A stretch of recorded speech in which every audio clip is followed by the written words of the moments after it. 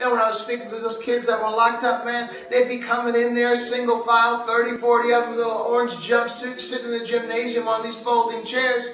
And I'd have to take the first 20 minutes to try to express to them that there is something wrong with the life that they were living. Now, you and I would think, man, they're locked up, they're in jail. Wouldn't they know? But no. It's the most difficult thing in the world because their conscience is bought into what the subconscious has expressed to them to be. I remember a long time ago, this is before I was married. I had an unpaid driving ticket. I think I got a speeding ticket or something, and I had moved. I hadn't gotten the notices. I don't know, whatever, but I didn't pay for it. It had been over a year.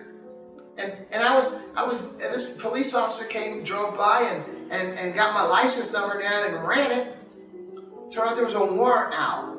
This was over 30 years ago, okay?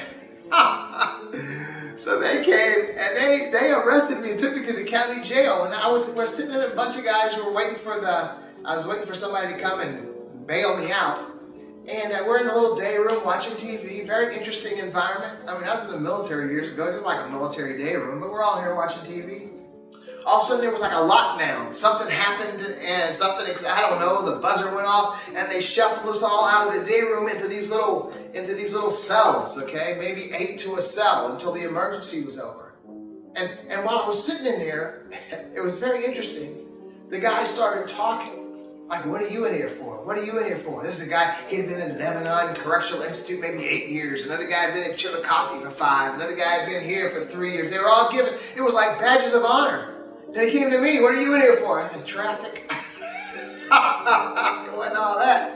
But it was like they were looking at these guys and they were honoring them based on how much time they had locked up in institutions. That was their ranking system. And so why wouldn't you think that the guy who was less locked up would be the hero? But no, the guy that was most locked up was the hero. Why? Because that was the environment that they were used to. That's what their subconscious had bought into, and that's what their subconscious had convinced their conscious thought.